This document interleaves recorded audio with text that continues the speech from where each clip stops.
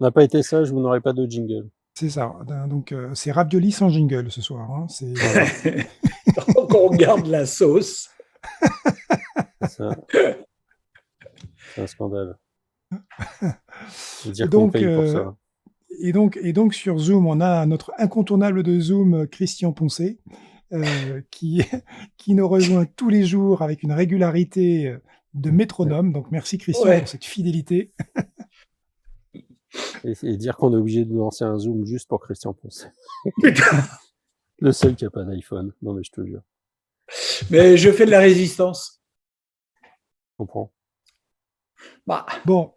Donc, alors, comme c'est la règle de l'Open Mic du vendredi, vous êtes bienvenus pour monter sur scène tout de suite si vous avez quelque chose à dire et à partager sur votre métier de conférencier, sur les métiers de l'événementiel qui font que vous avez envie de partager tout simplement comment s'est passée votre semaine et bien évidemment comment vous envisagez les semaines et les mois qui viennent, surtout suite aux annonces de déconfinement progressif qui ont été faites par notre président préféré. Alors, j'y préféré, évidemment, on n'a pas le choix, c'est le seul. On n'a pas le choix. Ouais. Je vois que Christian m'a parfaitement suivi.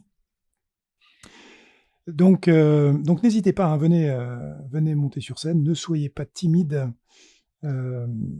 profitez-en. Donc je vois qu'on a aussi Dan Bolander qui nous a rejoint. Tiens, bonjour Dan. Oui Christian, oui, toi tu les vois pas, mais moi je les vois sur Clubhouse. Donc Luc, voilà, Dan vient de monter sur scène. Hello. Bonjour Dan. Salut Dan. Comment ça va? Ça va bien et toi? Salut Dan. Je tente de réparer un lave-vaisselle tout seul. Voilà mon nouveau challenge de la journée, c'est passionnant. Et tu arrives à faire ça en étant sur Clubhouse, j'imagine. Exactement. Mais je me suis trompé de club, je pensais que c'était le club de le SAV de Siemens, mais non. Ça, c'est sur WhatsApp. Exactement.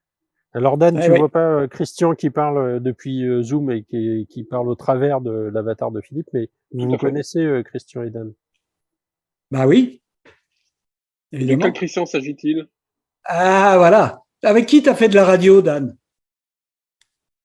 Avec plein de gens. Ah ouais, et sur RTL2 par exemple. Sur RTL2. Sur RTL2, un Christian sur RTL2. Ouais, dans la matinale.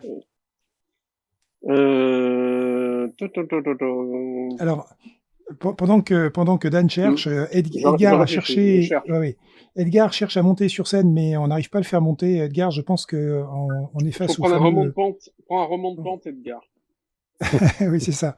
Donc, Edgar, il va falloir que tu fasses une sortie de piste et que tu quittes l'application complètement pour que tu reviennes, parce qu'on est dans le cas typique où on n'arrive pas à te faire monter. Voilà. Ça y est, il a fait une sortie de piste. Vous savez que le gars, il a une piste à son nom à la Clusa? Ah bah ouais. Une piste noire. Il a tellement bossé. Edgar, bah forcément. Hein. Ah ouais. Comme ils font pas les pistes en or. Ouais. Bon Dan, alors Dan, maintenant, est-ce que tu as réfléchi? Là, il est en train... Ah, Edgar revient. Alors... J'ai un trou de mémoire sur le nom de famille, ça va me revenir. C'est Christian Pont. Attends. Ah, t'es pas loin. Ouais, tu y es presque. Allez, vas-y, tu y es presque. Attends, c'est pas Poncelet. Presque. Non, attends. Ah, attends, je l'ai, hein, ça va me revenir. Ouais. Mais oui, mais c'est toi qui animais la matinale. Oui. Mais attends, j'ai oublié ton nom de famille, c'est grave. Je vais le retrouver, Attends, Pont. Ça fait quand même quelques semaines qu'on s'est pas vu. Mais ça fait pas mal de temps, surtout. Ah, attends, je l'ai, il va venir. En même temps, tu l'as dit il y a pas longtemps, Philippe, tout à l'heure. Oui, je l'ai dit tout à l'heure. Mais bon, ça, si tu veux... Attends. Il y a Pont, P-O-N. Il y a Pont. Ouais. Ah, tu fais du mentalisme aussi. C'est ça. Non, mais attends, Ah ouais. Parce qu'on a une démo mais on se parlait tous les matins. Pendant bah évidemment, tous les matins. Et c'est pas pompier. Ouais, mais t'appelles pas les gens par leur nom quand tu les vois tous les matins. Non, jamais. T'es excusé, Ben. Non, mais c'était quand même l'animateur. C'est lui qui animait la matinale de RTL2 dans laquelle j'étais pendant quasiment un an. Donc, pensez, Ben oui, c'est bon. Non, mais je suis pas loin. Ouais, Je suis pas c'est loin, ça. ou c'est ça? Non, non, mais c'est ça. ouais, tu brûles. Pensez, Oui, Poncet, ouais. je suis chaud ou pas? ouais, t'es chaud là. Christian Ah, Poncet. t'es chaud bouillant là. Ben Ah voilà, bah voilà, c'est Christian Poncet. ben voilà. Ouais. Salut Christian Poncet. Salut Dan Donc, Bolander. donc quand j'ai dit à Ah bah là, je Christian suis pas dégoûté hier, à parce voir, que là. on a un petit groupe WhatsApp de conférenciers et maîtres de cérémonie, et quand je lui ai dit que j'ai essayé de te faire venir, Dan, pour passer une petite tête ce soir, il m'a dit, ah, on se connaît bien avec Dan, on a Bah bossé oui, d'accord, ensemble c'est et que je tout. connais bien son nom, ça veut dire, on se connaît bien. Oui, c'est ça, ouais. Non, non, mais là, j'ai Alors fait à un l'époque, il blocage. faut vous dire que Dan faisait des micro-trottoirs avec les gens dans des situations toutes plus improbables les unes que les autres, les branchait sur tout un tas de sujets, des sujets d'actu, des trucs qui lui passaient par la tête. Et c'était un truc assez loufoque, quoi. Ah, et puis il prenait beaucoup de drogue à l'époque, en plus, donc il a Ouais, oublié ton nom. déjà, ouais. Voilà. Ouais, déjà. Ouais. Bah, à l'époque, ouais. Là, on parle d'un temps Ouais. que les moins de 20 ans. Non, mais oui, c'était une de mes premières vies. J'en ai eu plusieurs. Ouais. Mm. Donc, complètement. Bon, voilà. Donc, qu'est-ce qu'on voulait partager avec vous cette semaine, ou qu'est-ce que vous voulez partager avec tout le monde, avec nous cette semaine, au sujet de l'événement? Alors, on pourrait lancer peut-être le sujet du déconfinement. Qu'est-ce que t'en penses, Philippe? Ah mais absolument, hein, puisque les annonces ont été faites, dans la semaine. Alors je dis dans la semaine parce que je suis un petit peu en décalage là, c'est Virginie qui m'a fait le plaisir d'envoyer dans notre groupe WhatsApp du conseil d'administration, de la FCP, qui nous a envoyé toutes les annonces du déconfinement et donc, forcément, ça va libérer un petit peu, de la bande passante et évidemment, on espère que ça va relancer le business en même temps puisque, on commence à voir le bout du tunnel. Donc j'aimerais Alors, bien Dan, savoir comment ouais. c'est vécu. Ouais. Dan est propriétaire d'un théâtre à Paris, dans lequel on a fait parfois des conférences d'ailleurs. Comment tu vois ça, Dan, en termes d'actualité? T'as un peu de visibilité, toi? Oui, on commence à en avoir. J'ai eu énormément d'appels et de textos hier en disant c'est génial, c'est super, on va enfin pouvoir réouvrir. Mais je suis pas aussi enthousiaste que, par rapport aux annonces parce que on va réouvrir nos jauges à 35% pour l'instant pendant a priori un mois. Et bon, en ce qui me concerne, c'est une petite salle, donc 35% de 70 places, ça fait pas grand chose. Donc voilà, on est en attente d'aide éventuelle, ça s'appelle des aides de compensation. C'est-à-dire que jusqu'à présent, le gouvernement nous compensait les places vacantes. C'est ce qui s'était passé avant le confinement. Alors on ne sait pas si ça aura lieu là pour la réouverture des théâtres, enfin de tous les lieux culturels d'ailleurs. Donc on est en attente de ça. Et si c'est pas le cas, eh ben, écoutez, on attendra un petit peu avant de réouvrir. La deuxième phase, ça sera plutôt 65%. Alors, la première phase, c'est quelle date? La première phase, c'est le 19 mai. 19 mai. D'accord. Juste 19 après Ouais, le c'est ça, week-end ouais. de l'Ascension. Ouais. Ouais. Ouais. Et Après Dan, le week-end de est-ce qu'il faut un délai particulier pour mettre un spectacle en place déjà? Chez moi, pas forcément. Je suis très réactif. Et ça dépend, en fait. Il y a des humoristes, par exemple, qui ont des spectacles déjà prêts et qui pourraient venir chez moi Ouais. très vite. Après, la plupart des spectacles qui reprendraient chez moi jouaient avant. Il y avait un spectacle d'impro, on avait un spectacle en anglais. Alors, ce spectacle-là, c'est peut-être plus compliqué parce qu'on avait énormément de touristes qui venaient le voir. Donc là, pour l'instant, c'est un petit peu plus compliqué. On va voir. Et puis, pour les autres spectacles, ce sont des spectacles jeunes publics, stand-up, etc. Et là, on n'aura pas de difficulté à les mettre en place. Mais Ouais.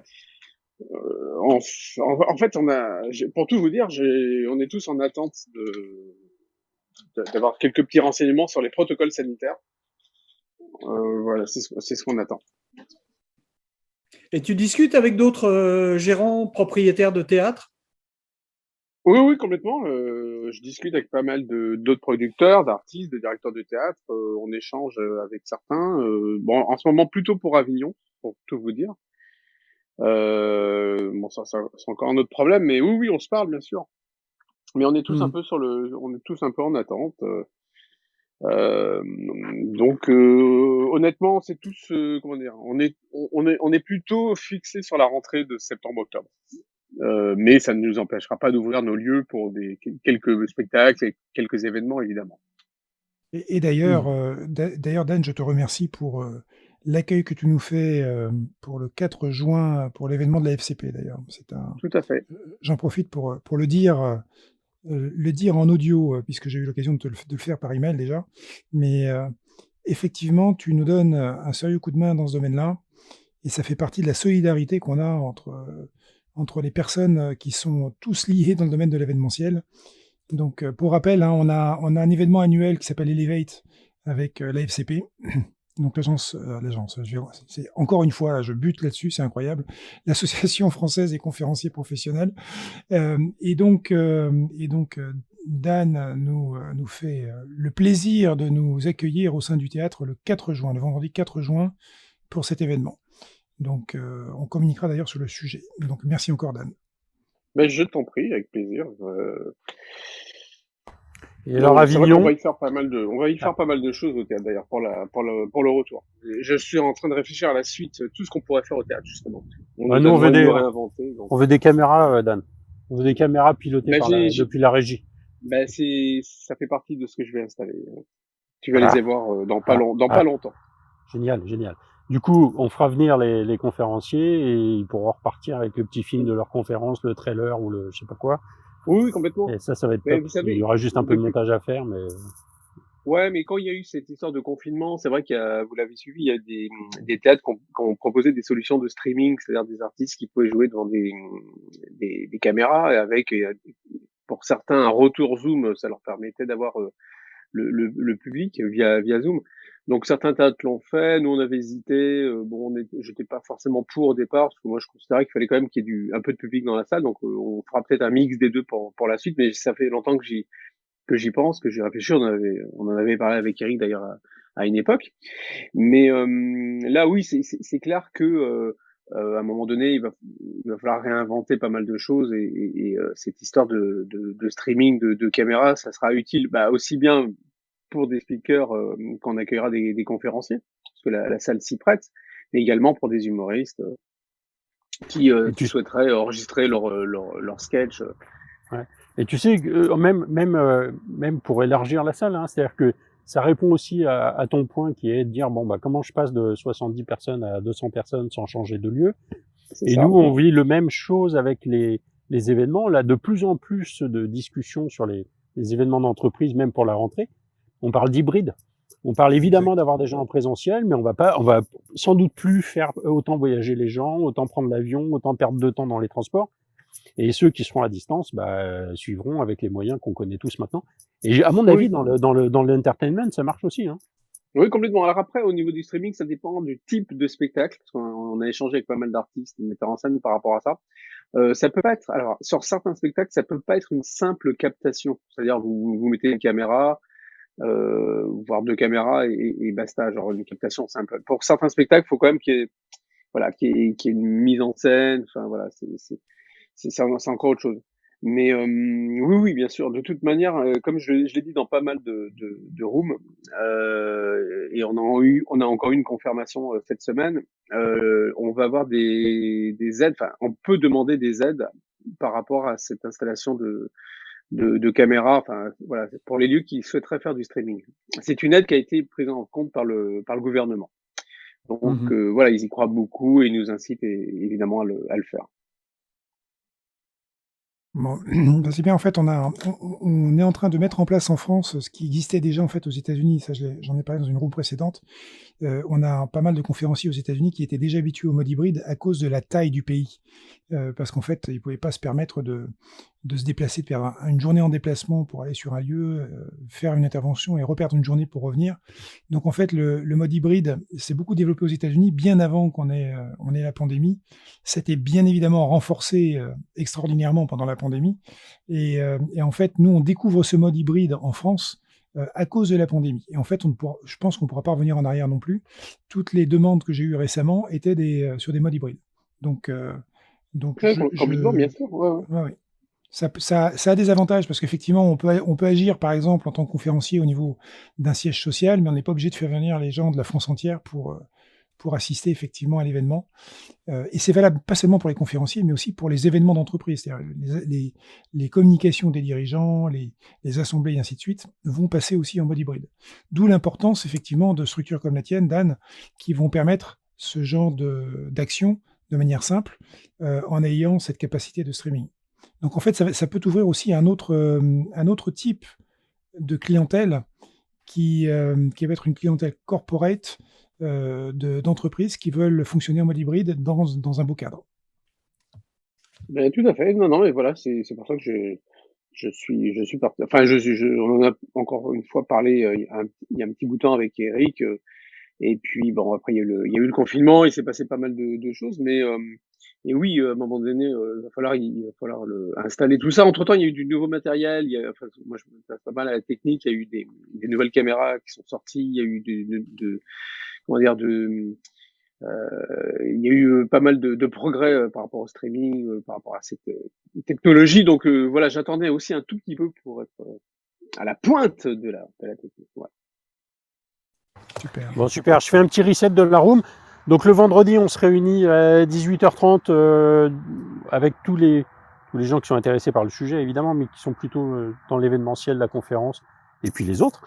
Aujourd'hui, on a Dan Bolander qui est arrivé dès le départ avec nous sur scène parce que on avait décidé de vous parler un petit peu de faire un peu le parallèle entre les métiers d'humoriste, pour lequel lui, c'est un peu un capitaine d'industrie, et puis les métiers de la conférence. Et puis surtout, alors bonjour Marine qui est montée sur scène avec nous. Le but du jeu, c'est que vous montiez tous sur scène. Je en profite pour saluer Thierry avec qui on a discuté hier soir et que je vous vois dans l'assistance. Tu veux lever la main pour faire un coucou et puis et échanger avec nous, t'hésites pas, on te fera monter on stage, c'est comme ça que ça marche sur Clubhouse. Donc n'hésitez pas à lever la main et puis à nous rejoindre et puis on parle des sujets qu'on lance.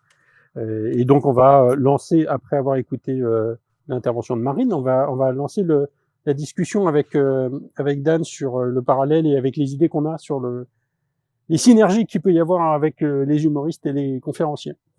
Tout à fait. J'en avais d'ailleurs parlé avec Edgar dans une autre room en disant que ça serait en effet intéressant de monter cette room, et je pense qu'on pourra la monter au sein de ce club, donc on en reparlera tout à l'heure.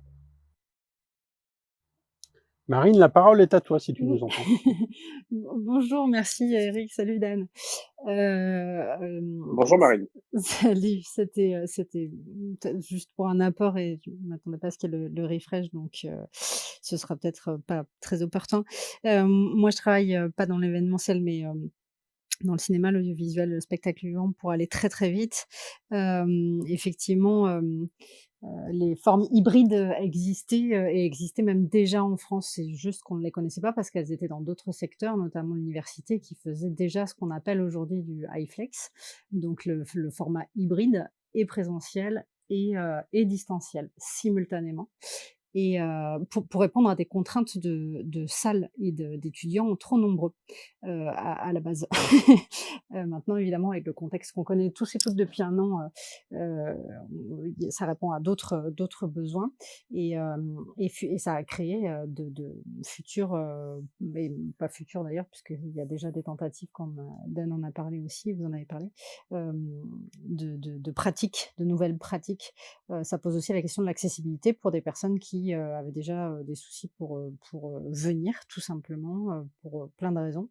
Ça peut aussi répondre à ça. Je trouve ça assez chouette comme réflexion pour ma part.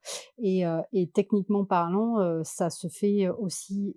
Ça peut coûter très cher pour faire quelque chose de bien chiadé, une belle lumière, d'avoir voilà du multicam, vraiment. Voilà, on peut aussi faire ça, notamment pour les conférences, de façon pas très onéreuse. Ça existe et c'est très propre. L'essentiel étant d'avoir un bon son et de s'assurer de la diffusion. Ça se fait maintenant vraiment avec un petit budget. Donc la précision que je vais apporter. Effectivement, merci beaucoup, Marine, moi je peux ajouter quelque chose par rapport à ça, pour aller dans le sens de ce que vient de dire Marine. Alors, C'est que Christian, ça existe depuis. Christian, quand tu prends la parole à travers mon image, c'est bien que tu t'annonces. D'accord. OK. Ah, c'est une autre personne. Bonjour, je me dis, c'est pas la même voix. Oui. Alors voilà, Oui. oui, non, mais alors je t'explique, Marine. En fait, on a une passerelle entre Zoom et Clubhouse pour les gens qui n'ont pas accès à Clubhouse parce qu'ils n'ont pas d'iPhone. D'accord? Ok, ok, parfait. Ou ils ont un iPhone qui ne supporte pas le dernier OS d'Apple. Donc en fait, on a créé une passerelle entre Zoom et Clubhouse. Et donc Christian Poncet est actuellement sur Zoom et donc il parle sur Clubhouse à travers mon image. Voilà. Ok, génial. Bonjour Christian. Bonjour Marine. En fait, la vraie raison n'est pas celle-là. La vraie raison, c'est que Philippe a très peur que je dise des bêtises et qu'on les lui attribue. Tu vois? Donc, je pense que je vais lâchement en profiter un de ces jours, mais ça, il ne le sait pas encore. En fait, ce que je voulais dire, Marine, c'est, pour aller dans ton sens, c'est qu'effectivement, dans l'événementiel, ça existe. Ça fait quelques années quand même qu'on est capable de faire ce qu'on appelle aujourd'hui un événement hybride, qu'à l'époque, on appelait autrement. Moi, j'ai animé pas mal d'événements pour Orange où on avait des multiplex, on avait des gens dans des villes différentes et parfois même à l'étranger, et qu'on mixait tout ça dans un événement qui était d'ailleurs très sympa à faire. Et on a même fait une fois avec Delphine Ernotte qui, avant d'être à France Télé, a sévi chez Orange, et on l'a fait venir en avatar parce qu'elle ne pouvait pas se déplacer. Donc voilà, ça existe tout ça. Ce que je voulais juste ajouter par rapport à ça, c'est que, étant tous privés les uns des autres, il y a un manque que les psychologues d'ailleurs ont très bien expliqué sur le manque de contact physique carrément, de proximité, et que il peut se passer aussi une chose, c'est que on est tous envie dans les entreprises de se retrouver, de se rejoindre, parce que ce qui se passe dans les plénières, c'est une chose, mais ce qui se passe en dehors des plénières est aussi important, et que parfois des conventions, des événements d'entreprise ont une forme de récompense et qu'on les emmène à droite à gauche. Voilà, moi on m'a montré il n'y a pas longtemps des images qui ont été tournées à Dubaï où on avait emmené les gens dans le désert et tout. Ça avait plus un aspect récompense que message à passer. Donc je pense qu'effectivement il y aura de l'hybridation à l'avenir, mais que le physique n'est pas mort, mais qu'on saura mieux utiliser tout ce qu'on est capable de faire à travers le digital pour des raisons économiques, pour des raisons pratiques, et parce que c'est facile à mettre en œuvre. C'est tellement facile à mettre en œuvre. Voilà. Oui, bien sûr, je te rejoins complètement, ça ne doit pas enlever, en tout cas pour moi, je parle qu'en mon nom, mais ça ne doit pas enlever la présence, physique et effectivement ce que disait, Dan, concernant les spectacles, on peut pas non plus l'appliquer à tout type de, la réflexion est intéressante, je le disais en introduction, mais c'est aussi, quelque chose qui n'est pas applicable partout, tout le temps. Maintenant, ce qui est, je trouve hyper intéressant, c'est cette réflexion, et les synergies possibles comme, vous le précisiez, juste avant, puisqu'en moi je trouve que ça permet en termes d'accessibilité, au-delà de toutes ces réflexions, c'est aussi, se poser la question de personnes qui ont des difficultés, pour, X raisons et qu'on peut essayer d'y pallier maintenant, aussi autrement parce qu'on le développe et comme disait Dan, il y a des aides, qui existent et il y a des aides aussi régionales. Donc n'hésitez pas à regarder dans vos régions parce qu'il y a vraiment un coup de projecteur là-dessus et on sent qu'il y a une volonté d'aider des personnes qui commencent vraiment à réfléchir, à mettre en place des choses. De toute façon, je pense qu'il y aura des caméras partout. On a franchi une étape, c'est clair, il y aura des caméras partout. Et pour un grand groupe, c'est valorisant de pouvoir dire, tiens, on est en duplex avec Pierre qui est dans notre labo de recherche dans la Silicon Valley, et puis avec Philippe qui lui est au Japon, etc. Donc en même temps, les gens sont fiers de ça et ils participent à ça. C'est un objet de fierté que nous, organisateurs d'événements, vers lequel, en tout cas, on va pouvoir essayer de les diriger. Moi, j'ai longtemps milité pour ça, sans souvent être entendu parce qu'on m'opposait des raisons techniques, des raisons de coût. Demain, ce sera plus opposable. Oui.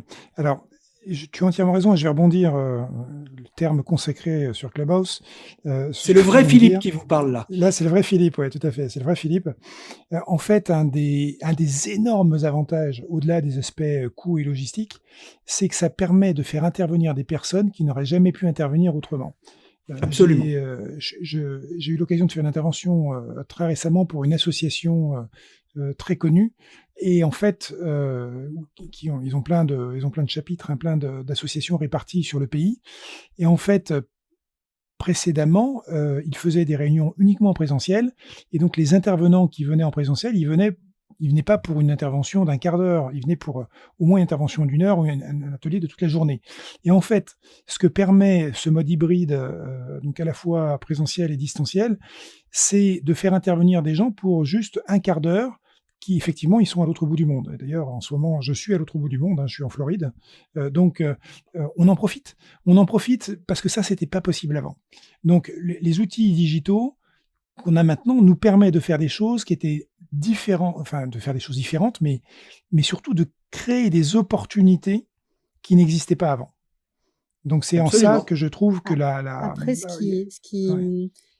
je suis tout à fait d'accord. Ce qui me semble être important dans la réflexion, en tout cas, encore une fois, je parle qu'en mon nom, de la même manière que les, on peut faire intervenir une personne de n'importe où, bon, je caricature, mais voilà, pour une durée voilà, indéterminée.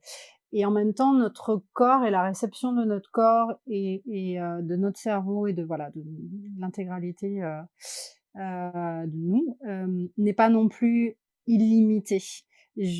Pour le spectacle, ce que je connais le mieux, je sais que j'ai besoin de sas et ces sas sont difficiles, selon les spectacles, et Dan, je veux bien ton avis aussi dessus, mais les sas sont difficiles si on n'est que dans du digital. J'ai besoin de ce qui est compliqué avec, les on est très content que les enfin moi en tout cas je suis hyper contente que voilà d'ici à peu près 15 jours je vais pouvoir retourner dans les salles.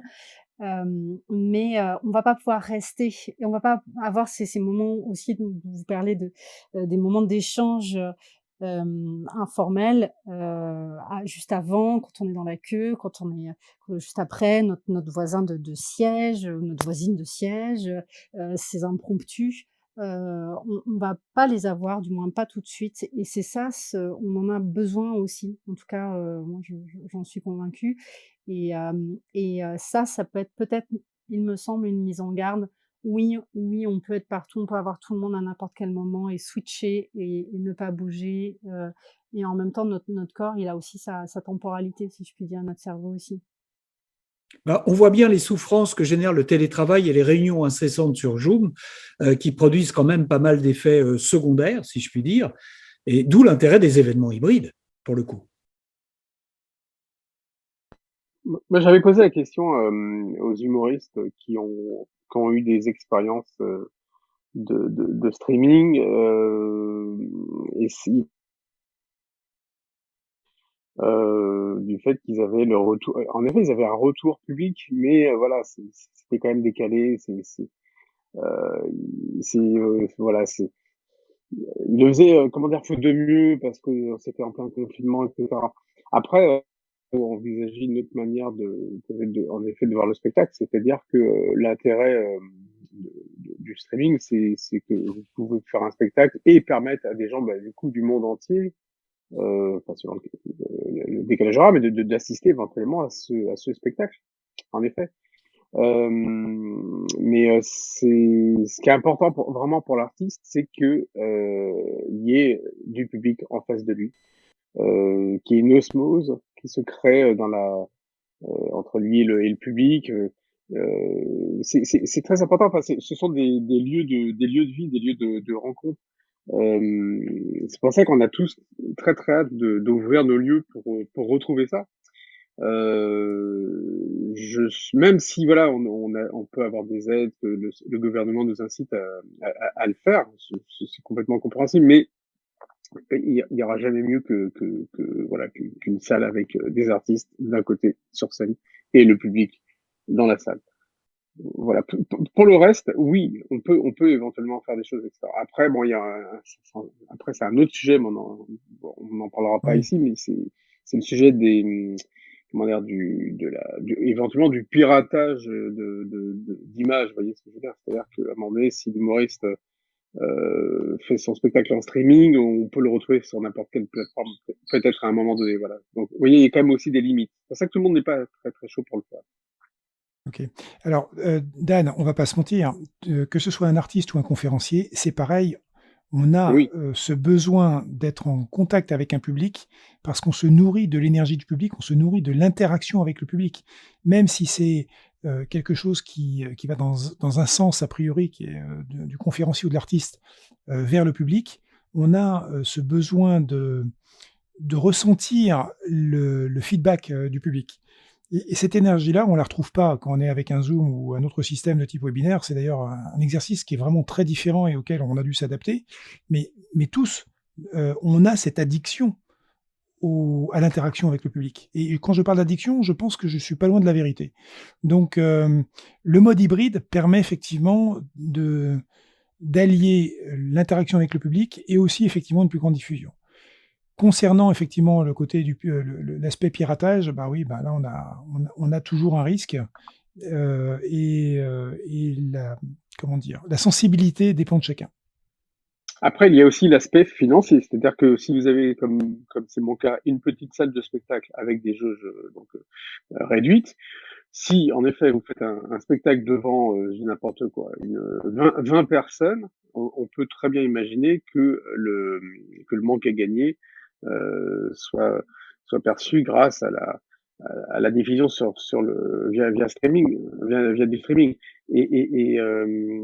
Voilà, c'est-à-dire que on a 20 personnes en présentiel et le reste c'est des gens dans toute la France, enfin voilà, qui auraient acheté leur place via une plateforme en ligne.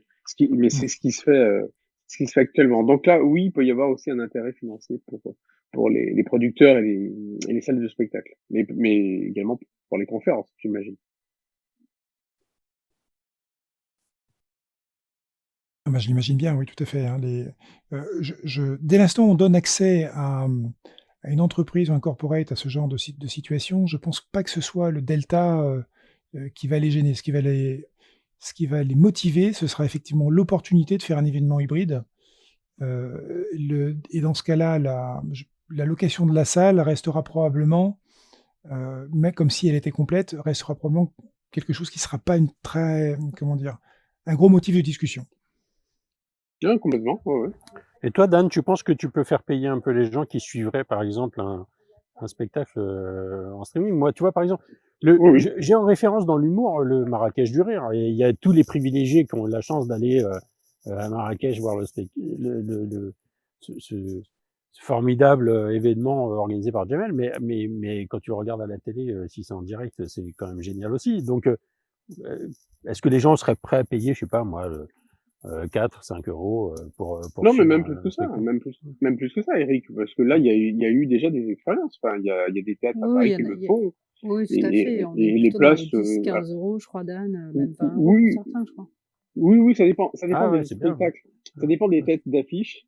Ça dépend ouais, si ce sont évidemment. des têtes d'affiche, évidemment. Si tu mets un Bigard, ou je sais pas, enfin, bon, oui, il l'a fait d'ailleurs, hein. Il a fait une expérience en streaming et je sais que c'était un carton. Je sais que Kev Adams l'a fait dans son comedy club avec Kev Adams également il y a pas longtemps. Donc il y a déjà eu, si tu veux, des expériences. Et oui, les gens sont prêts à payer. Après, il y a aussi, tu vois, il y a beaucoup de gens qui en province n'ont pas Ils la sont chance frustrés. d'aller. Ouais.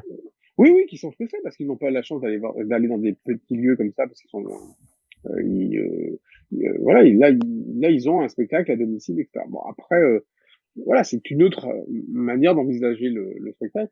Mais toi, tu as des spectacles qui se regardent via Netflix, par exemple, via cette plateforme. Oui, Après, bien sûr. le plus important, c'est l'histoire de l'interactivité. C'est ça qui est pas encore très au point. Enfin, voilà, le fait de pouvoir faire réagir les personnes qui regardent le spectacle via un système comme Zoom, par exemple. Alors Bah, là, tu te c'est-à-dire qu'il y rappelles aura que une écriture des spectacles qui sera peut-être différente aussi. C'est ça, exactement. Et d'ailleurs, c'est ce qui se passe aussi en télé. Je sais pas si vous avez regardé quelques émissions de télé. Je prends un exemple. Tu vois, je suis tombé sur l'émission d'Arthur avec des humoristes qui faisaient des choses enfin dans le studio. Il n'y avait pas du tout de public, mais uniquement un mur d'images. Et là, il y avait une vraie interactivité les gens du public. Mais bon, c'est de la télé, donc ça s'y prêtait ouais, mieux, évidemment. mais Dan, je t'avais présenté il y a 2 ans Vincent. Vincent Bruno, tu sais, qui fait Spark Up, et on avait utilisé un peu son outil, mais Bon, on avait installé ça un peu vite, il y avait un petit problème de Wi-Fi le jour J et tout ça. Il a vachement progressé et typiquement avec Kev Adams, il a fait une émission il y a pas très longtemps où en effet, ils sont capables de te faire un mur d'images, derrière l'artiste où il y a, 1000 personnes, en vignette, tu vois? Ouais. Et dire: «Bah, voilà, ceux qui lèvent les mains d'un seul coup apparaissent à l'écran» et tout ça. Donc, ouais, je pense que les outils, même si c'est peut-être pas, trivial à mettre en œuvre, hein, ça demande un peu de prépa, vont quand même arriver là et ont poussé leur innovation à mort pour justement amener de nouvelles expériences et bon, donc ça, c'est prometteur. Ah oui, oui, Et puis, est-ce complètement, que mais ça, c'est c'est pas une nouvelle l'occasion manière de...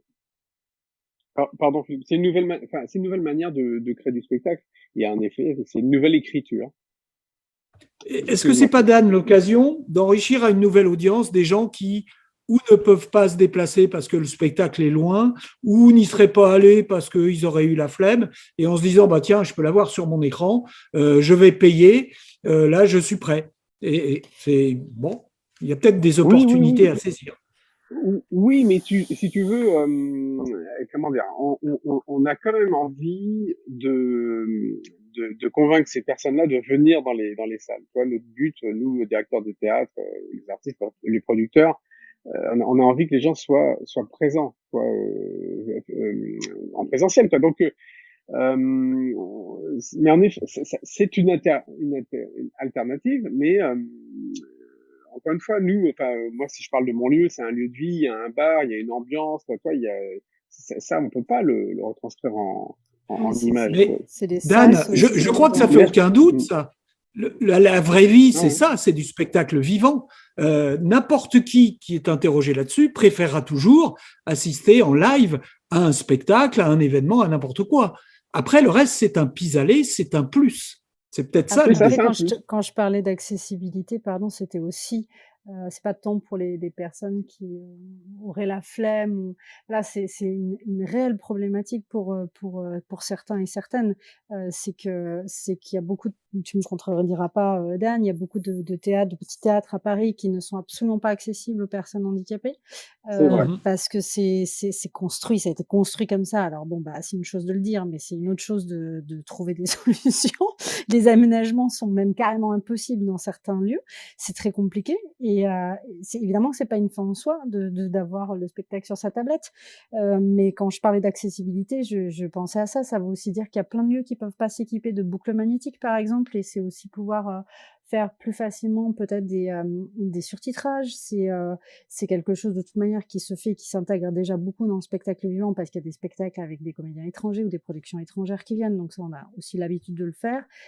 C'est des volontés, des envies et après on voit selon la configuration et les possibilités. Mais on a effectivement déjà tout un panel d'éléments qui ont été faits et puis il y a aussi, peut-être que vous connaissez moins ou pas, ou peut-être que si, des groupes, des compagnies, voilà, qui réfléchissent, dès le départ autrement leur projet artistique parce que c'est leur credo, mais qui bien avant le covid, le Rimini Protocol par exemple, qui sont des Allemands absolument géniaux que je vous invite à découvrir, à chaque fois font des formes qui sont, uniques, évidemment, mais unique dans le fait de penser le projet même. Donc il y en avait eu un, avec, des tablettes et qu'on nous prêtait, hein, évidemment, c'est pas la peine de venir avec sa tablette et chacun avait son parcours comme un espèce d'énorme escape game, mais qui n'en était pas vraiment un, avec réellement des comédiens dedans, mais avec une structure littéralement en 3D dans laquelle on allait. C'était vraiment déjà une forme très, très,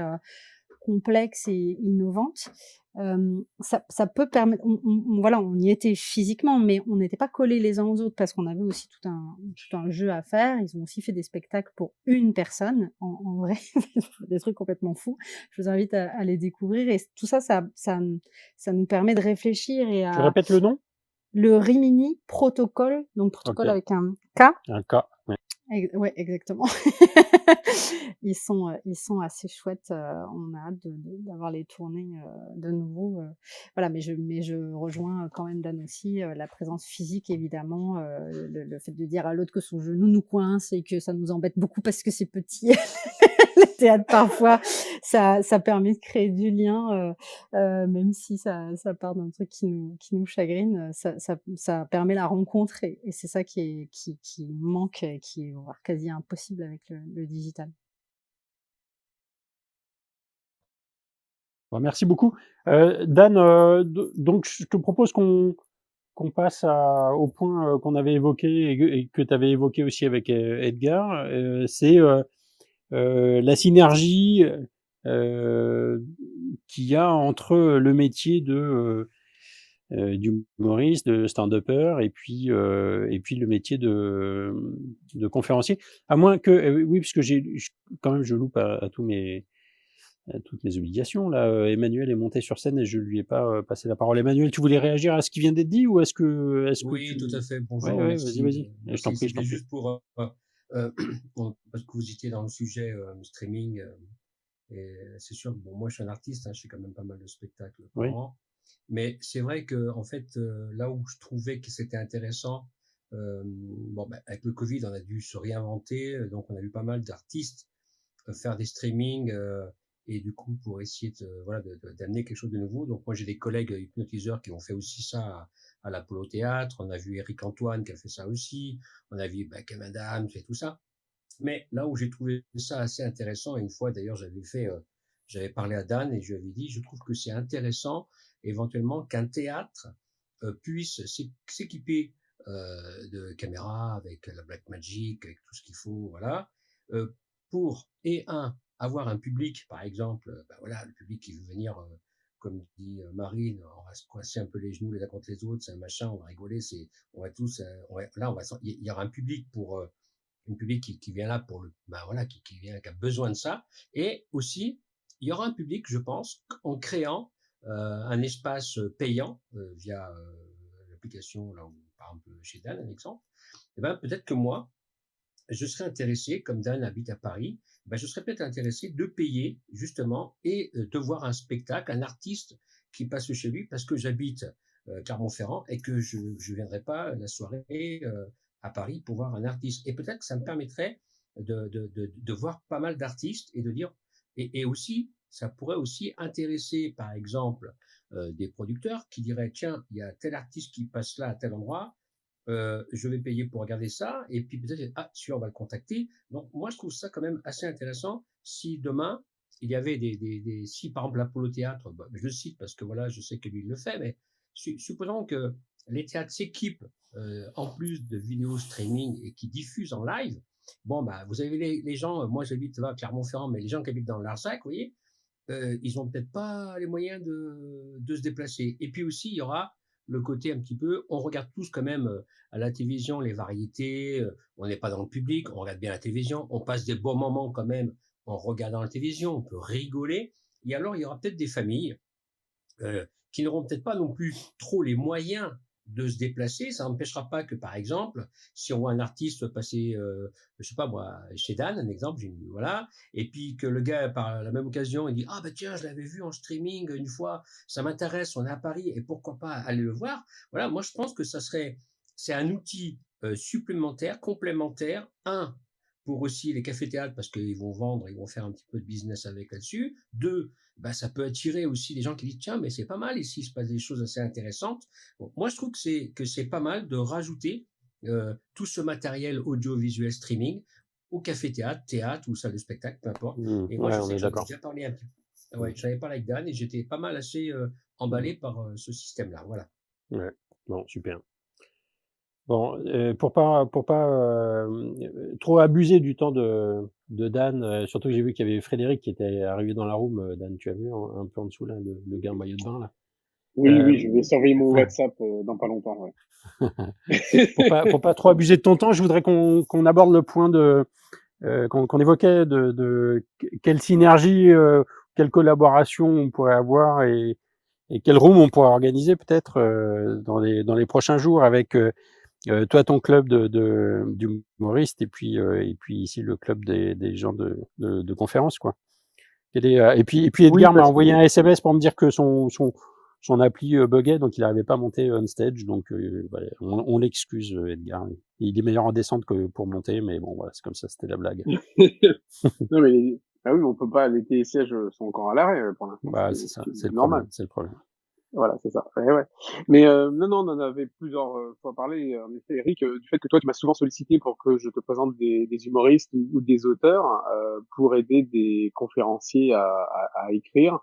Mais c'est vrai que donc là, il y a quelques humoristes, je crois, qui nous écoutent, par exemple, dans l'assistance. Je vois Aude, Wassim, notamment. Bon, Emmanuel aussi, parce qu'il fait Enchanté, de l'humour enchanté. également. Voilà. Donc, mais bon, il y en a plein d'autres. L'idée, donc, ça serait de créer un rendez-vous où on pourrait présenter des humoristes auteurs à des conférenciers justement qui souhaiteraient mettre un peu d'humour dans leur conférence. Ça, c'est la première chose. Donc ça, cette room, on peut l'organiser, Eric, quand tu le souhaites. Hein, il y a pas de souci. La deuxième chose, parce que tu es passé la dernière fois sur une room sur l'écriture que j'organise régulièrement avec Scott et qui donne pas mal de tips sur sur l'écriture. Et d'ailleurs, Edgar a assisté à pas mal de ces rooms. Je sais que ça l'intéressait. Et toi aussi, Eric, parce que on t'a pris la règle 2-3. Enfin, je sais que t'as Ouais, entendu parler de pas mal bien de sûr. choses. Je trouve Et ça voilà. vachement bien. Et ce genre de conseils, en effet, Scott pourrait les donner également à des conférenciers. Scott, lui, il est plus dans le stand-up. Il a plus l'habitude de donner des cours à des stand-uppers, en tout cas des cours de stand-up. Donc voilà, quelque part on n'est pas très loin, toi, il y a une petite frontière, mais on fait un travail finalement assez proche. Donc ça peut être en effet Ouais. intéressant de créer des synergies par rapport à ça, et donc créons une ou deux rooms quand tu le souhaites, que ce soit dans ton club, le mien, ou un autre club, j'en sais rien. Ouais, ouais. Ah, Et Par ici. dans l'assistance, je vois qu'on a pas mal de conférenciers qui manient l'humour régulièrement. Il y a Michel, il y a Thierry. Euh, Est-ce que vous voulez monter pour échanger avec nous là-dessus quelques minutes, ou est-ce que vous avez les mains prises et que vous voulez juste être en mode écoute? En fait, Je vais, Dan, je vais redescendre, je vais laisser la place. c'est gentil. Merci. En fait, Dan, ce que tu dis, effectivement, c'est vraiment important parce qu'en fait, le métier de conférencier se nourrit de beaucoup de techniques du spectacle et les conférenciers sérieux savent qu'ils n'ont jamais arrêté d'apprendre. Et donc, en fait, que ce soit au niveau de l'écriture, que ce soit au niveau des punchlines, et donc on le voit quand Stéphane Mouriou, par exemple, nous parle de la manière dont il a refait son show pour être plus impactant, effectivement, on se rend compte qu'on ne peut pas passer à côté de l'utilisation de spécialistes dans chacun des domaines. Moi, je Oui, suis un complètement. technologue au départ, je suis très bon dans ce domaine-là et d'ailleurs d'autres conférenciers profitent de mes compétences en technologie. Par contre, effectivement, j'ai des lacunes dans beaucoup d'autres domaines et je viens me nourrir et me complémenter des spécialistes dans ces domaines-là. Donc ne pas faire ça, c'est juste être en déni, hein. Donc bien sûr qu'on va faire ces passerelles. Merci Dan. Ouais, pas de souci. C'est vrai qu'avec l'humour, on peut faire passer énormément de messages. Ou en tout cas une autre manière de faire passer un message. Ça, c'est clair. Et les humoristes, enfin, on va dire plutôt des auteurs ou humoristes auteurs, ne vont pas forcément penser à écrire pour des conférences. Donc c'est vrai qu'Eric, on avait parlé il y a déjà un certain temps. Je lui avais présenté déjà un ou deux auteurs. Je crois qu'il y a déjà eu des collaborations d'ailleurs. Oui, ça a Et très bien donc marché, ouais. Ouais, ouais, ça a plutôt pas mal marché. Donc voilà, je trouve ça en ouais. effet intéressant. Michel, comment tu fais, toi, pour ajouter de l'humour dans tes conférences? Tu travailles en solo dans ton coin, puis tu vas tester après, ou tu pratiques la collaboration avec des professionnels de l'humour? Non, je travaille effectivement en solo. Merci de m'accueillir sur scène. Avec Bonjour les plaisir. amis. Sujet très intéressant. Oui, l'humour en fait fait partie de mes conférences effectivement, et je m'évertue à mettre de l'humour dans les conférences pour plusieurs raisons. Premièrement parce que c'est une partie intrinsèque de ma propre personnalité. Le rire a toujours fait partie de mon quotidien professionnel et personnel. Et puis, je suis énormément d'humoristes et de stand-uppers. J'ai suivi moi-même des masterclass, des cours pour pouvoir faire de l'humour moi-même. Et effectivement, je teste des modules d'humour, en général dans des événements plus restreints, dans des associations ou dans des événements de développement personnel. Et quand j'ai quelque chose de nouveau, eh bien comme les humoristes, je vais tester dans des petites salles et je regarde ce que ça donne. Voilà. Mais disons, quand j'écris, je cherche toujours à mettre dans chacun quand je ponctue ma conférence qui est construite de différents modules. Donc un module, c'est un petit message.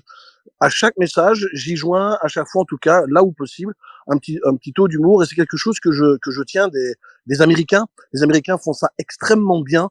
Ils utilisent ça comme icebreaker quand ils font une introduction, et certains ponctuent littéralement leur conférence, quel que soit le contenu, aussi sérieux soit-il, d'humour.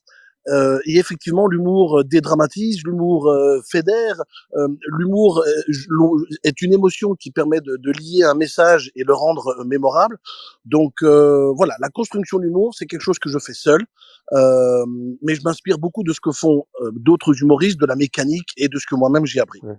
Et est-ce que tu penses que, bon, tu le fais seul et tu le fais très bien parce que là, on est plusieurs à pouvoir en témoigner, mais est-ce que tu penses que même à ton niveau, d'avoir une collaboration avec un auteur humoriste, hein, quelqu'un dont c'est le métier d'écrire des stand-up ou des spectacles et tout ça, de temps en temps, passer 1 heure avec lui ou passer une journée avec lui, est-ce que tu crois que ça pourrait avoir un apport ou est-ce Ah que oui, pour toi c'est un absolument. apport ouais, ouais, Bien d'accord. sûr, bien Mmh, sûr, bien mmh. sûr. Et je pense que ce serait même un accélérateur parce que si aujourd'hui, c'est sans aucune prétention, je pense savoir écrire, le fait d'avoir quelqu'un qui apporte un regard externe, quelqu'un qui ne connaît pas parfois même pas le sujet, peut apporter un angle inattendu. Oui, clairement oui. Si demain et c'est parce que je n'y ai jamais pensé, c'est en parlant maintenant avec vous tous que je me rends compte que ça peut être effectivement très intéressant, c'est d'utiliser effectivement le talent d'humoriste de quelqu'un d'autre qui va m'apporter cette puissance ou ce regard que moi je n'ai plus parce que j'ai la tête dans le sujet, quoi. Oui, clairement, oui. Si demain des humoristes proposent leurs services pour réviser mes conférences, je suis preneur. Parce que tu vois, moi j'ai souvent entendu les conférenciers dont tu fais partie, mais d'autres aussi, me dire que c'était très très long d'écrire une conférence, qu'il fallait parfois 2 ans. C'est ce que Michael dit par exemple, il faut 2 ans pour écrire une conférence. Moi, quand j'assiste aux conférences, je pense pas que ce soit nécessaire de prendre 2 ans pour écrire ce qui a été livré. Je pense que c'est nécessaire d'avoir beaucoup plus d'années derrière soi pour avoir le contenu capable d'écrire cette conférence. C'est-à-dire que ce contenu, il est c'est peut-être 20 ans et non pas 2 ans. En revanche, le travail d'écriture, pour moi, c'est pas normal que ça mette 2 ans. Ça doit pouvoir Alors, sortir beaucoup plus vite. je comprends le point de vue de Michael parce qu'on en a parlé régulièrement. Michael est aussi un perfectionniste. Ses conférences, il les connaît à la virgule près. Et je fonctionne un petit peu comme ça aussi. Mes conférences, je les apprends à la virgule près. Néanmoins, là où je te rejoins, Eric, c'est qu'effectivement, pour écrire une conférence, en soi, quand on est expert et quand on a quelque chose à raconter, tu n'as pas besoin de 2 ans pour l'écrire. En revanche, là où je rejoins Michael Aguilar, et je vais ponctuer ce qu'il a dit, si une conférence est écrite, elle se teste. Et Ah oui. si pendant le test tu vois que quelque chose fonctionne, tu gardes, et quelque chose qui ne fonctionne pas, tu ne gardes pas. Et c'est vrai que ma conférence, l'audace de l'optimisme, elle a mis 5 à 6 ans, je ne sais plus exactement, mais je sais qu'elle a mis 5 à Ouais. 6 ans pour être au niveau qu'elle est aujourd'hui, Ah parce ouais. que sur 5 à 6 ans, même si la trame et la colonne vertébrale de ma conférence est la même, j'ai modifié, adapté une donnée supplémentaire, une touche d'humour supplémentaire, ou réactualisé en fonction d'études ou de recherches qui viennent. Et pour la mettre au point, en revanche, je ne parle pas d'écriture, moi je parle plutôt de mise au point. Ça prend effectivement plusieurs années. Ouais. Et alors là, pour le coup, moi, j'ai été témoin ces dernières années en travaillant justement avec des auteurs que Dan m'avait présentés, des auteurs, des metteurs en scène, enfin, en fait, pas mal de métiers qui sont des métiers qui peuvent être vraiment mutualisés entre les humoristes et les conférenciers. J'ai vu à quel point Absolument. on était capable d'accélérer ce process. Hein. C'est-à-dire que Absolument. Et quand tu fais venir, je ouais, le dis ouais, régulièrement, être ouais, conférencier, c'est un métier de scène. Et il faut que les conférenciers ah ouais, l'assument ouais, complètement. Nous faisons un métier de scène. Nous allons sur scène, on utilise les mêmes régisseurs, les mêmes techniques, les lumières, mm. peut-être même des effets spéciaux. On écrit, donc on a un scénario. Donc oui, oui, un conférencier qui ne pense pas faire un métier de scène, il est à côté de la plaque. On fait littéralement un métier de scène. Mm, mm. Alors, on accueille aussi Josette et Gilles. Josette, qu'est-ce que tu voulais nous dire à ce sujet? Bah, Hum, bon, voilà, moi je suis d'abord une chanteuse artiste. artiste qui suis venue à la conférence et bah, j'adore ce que j'entends parce que effectivement ça ça fait pas deux métiers différents et pour moi c'est très important et cette idée de travailler avec des humoristes pour écrire, en tout cas à partir d'un thème qui me serait propre, c'est un peu comme rencontrer un parolier. C'est un peu comme rencontrer un parolier qui m'écrirait un répertoire, de chansons. Donc moi j'adore l'idée et la question que je me pose, peut-être que Dan il va pouvoir répondre. Bonjour Dan. Bonjour Heu, Josette. c'est, comme les paroliers, les humoristes et cetera, est-ce qu'ils sont capables de s'adapter, à l'interprète, on va dire, ou à la conférencière qui va, avec laquelle ils vont écrire? Alors ça dépend des auteurs. Certains, oui, certains, c'est leur, ils ont l'habitude d'écrire pour d'autres artistes et ils s'adaptent en fait. Ouais. On a eu plusieurs rooms d'échanges à ce sujet. Il y en Ah a qui oui. travaillent pour la radio le matin, il y en a qui travaillent pour des imitateurs, il y en a qui travaillent pour. Non, non, bien sûr. Ah Puis d'accord. il y a des, si tu veux, t'as des auteurs un peu des auteurs caméléons, si tu veux, qui vont écrire d'une certaine manière pour telle personne, mais d'une autre manière pour telle autre personne. Et On a eu, et oui, pardon. non, Vas-y. non, vas-y, je te laisse finir. Non, non, parce qu'on avait créé une room justement là-dessus avec pas mal d'auteurs qui avaient échangé là-dessus. Et en effet, la plupart nous expliquaient qu'ils arrivaient à s'adapter, notamment, il y en a certains qui écrivaient pour Canteloup, par exemple, le matin, d'autres qui avaient écrit à l'époque pour les Guignols, tu vois. Enfin voilà, c'était intéressant. C'est ça, On Ouais, avait plein d'auteurs différents. Et, ouais, et en fait, ils s'adaptaient. Là, si d'accord. demain, toi, tu te lances, Josette, dans le stand-up, ben voilà, je pourrais te présenter un ou deux auteurs qui écriront C'est pour génial. toi, qui pourront t'écrire, qui pourront t'aider à écrire, pardon. Je te vois Alors bien, Josette, faire du stand-up d'ailleurs. alors, avant que je me lance dans le stand-up, je vais d'abord me familiariser quand même. Moi, j'ai toujours eu, un peu la trouille quoi, par rapport à l'humour. Je suis quelqu'un de très gai en fait et en fait j'apparais, un peu trop sérieuse et j'adore m'amuser mais en fait je sais pas comment l'exprimer, quand je suis sur scène donc je suis vraiment dans le minimalisme, je bouge très peu, je me contente de chanter point barre. Bon, alors évidemment, il y a la voix, il y a l'émotion, il y a en général, ça se passe très, très bien. Mais c'est vrai que je trouve ça formidable, d'être dans cette room et ce soir et d'entendre ce que j'entends parce que ça m'ouvre des pistes, En fait, Josette, extraordinaires.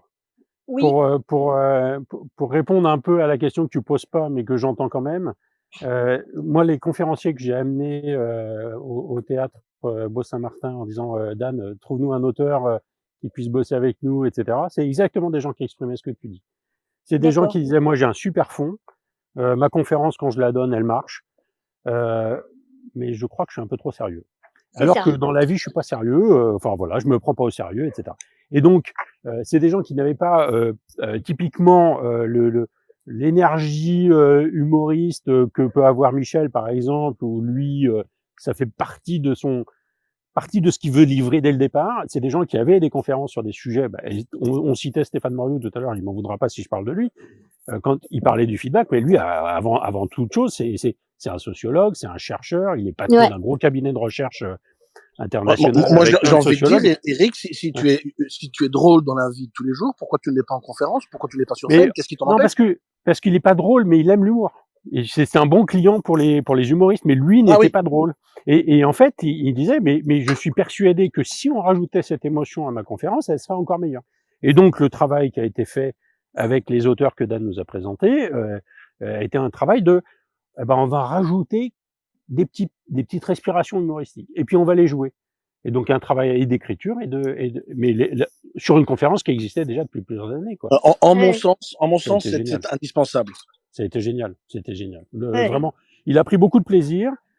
C'est monté en puissance, c'est monté en qualité, c'est monté en impact. C'est-à-dire que lui, en plus, c'est une conférence, si tu veux, avec une mise en application. C'est-à-dire que c'est sur son thème, c'est le feedback.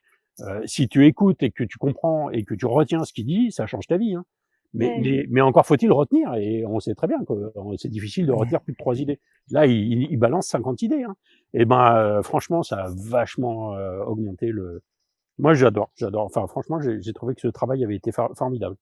Ah, ben voilà, et puis on a un Bien. humoriste qui est En monté tout sur cas, le je suis stage. preneur. Merci, merci. Là, il y a Wassim qui est monté, par exemple, sur le Bienvenue stage. Wassim, bienvenue Alors Wassim. Wassim, on se connaît pas, Bonjour. on s'est jamais vu, en fait, mais on se connaît de Clubhouse. Parce que Wassim est assidu au room que je fais sur l'écriture. Et donc, je sais pas, Wassim, si tu avais entendu parler de ça la dernière fois, mais l'idée, c'était de mettre en rapport donc des gens comme toi, des humoristes, qui écrivent également, pour l'instant pour eux, parce que toi, Wassim, tu écris que pour toi, j'imagine, en ce moment. Bonjour tout le monde, ça fait plaisir. Alors, ouais, j'écris que pour moi en ce moment et j'ai toujours écrit pour moi, mais j'aide aussi mes amis et je voulais dire, bah, je vous ai tous entendus et c'est super intéressant. Ça fait plaisir qu'il y ait plusieurs possibilités et plusieurs ouvertures pour que ce soit les conférenciers qui peuvent apporter aussi aux humoristes, ça, faut se le dire, et aux comédiens, aux humoristes qui peuvent apporter aux conférenciers.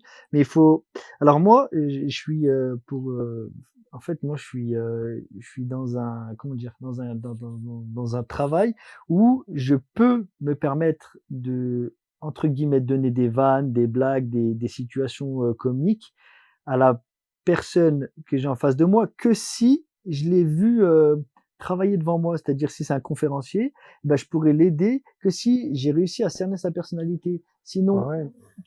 comment dire, Eric, par exemple, si t'es plutôt sérieux. En fait, moi, je trouve que c'est la sincérité sur scène qui fait toute la différence. Et d'ailleurs, quand j'ai travaillé avec Dan et Scott la dernière fois, ils me l'ont rappelé et ça m'a fait plaisir parce que c'était mes valeurs de base. Moi, de nature, je suis quelqu'un de joyeux, j'aime rigoler, je suis très sociable, je peux parler de tous les sujets, je suis comme ça. Et sur scène, eh ben, je me restreins, j'ose pas montrer ma vraie personnalité. Mais en fait, c'est ça ce qu'on attend d'un orateur, d'une personne qui s'exprime en face de nous, c'est la sincérité.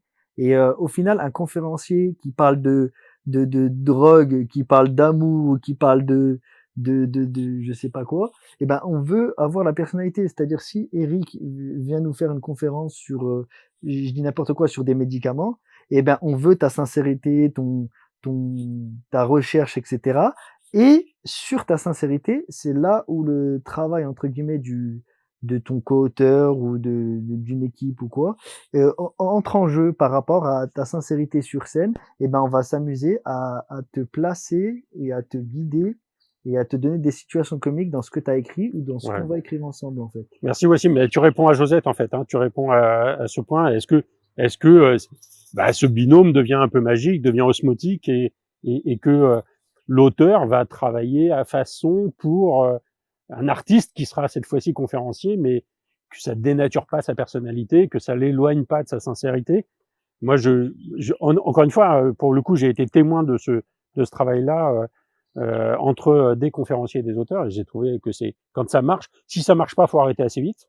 C'est pas la peine de. Ça veut dire que les gens ne vont Ouais, je pas se suis d'accord, rencontrer. ouais. Mm. Et si ça marche, c'est magique. Hein, Ouais. c'est une belle collaboration. C'est vraiment sympa. Alors, C'est un je vais... feeling, en fait. Oui, Exactement.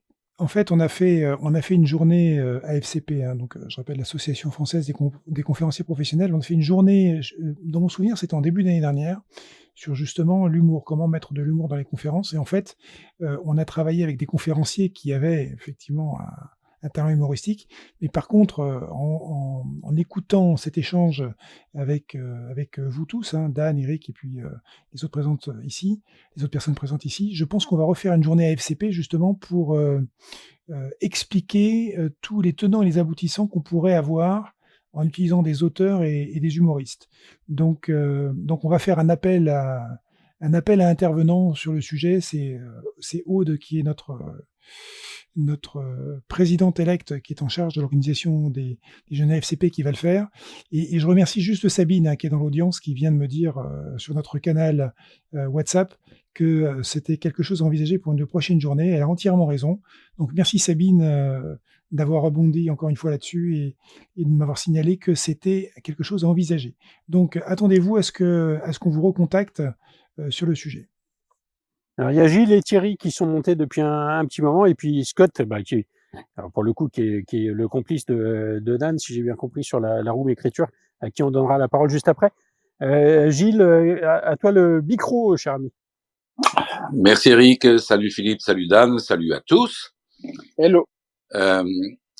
Wassim en fait a répondu en grande partie à la question que je voulais poser, c'est-à-dire j'imagine que je dois d'abord présenter mon contenu, ma conférence, pour que les humoristes ou les auteurs sentent si ça leur parle, s'ils ont une valeur ajoutée à amener à ce que je présente. Et ça m'interpelle énormément.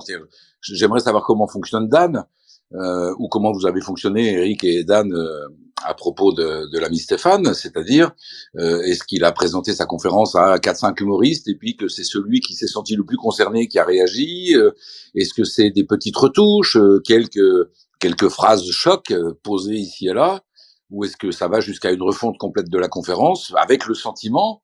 Donc je suis partant bien évidemment pour cette aventure, Eric, tu t'en doutes, et en même temps, cette conférence, et Michel a raison quand il exprimait que c'est le fruit de plusieurs années de maturation, de réflexion.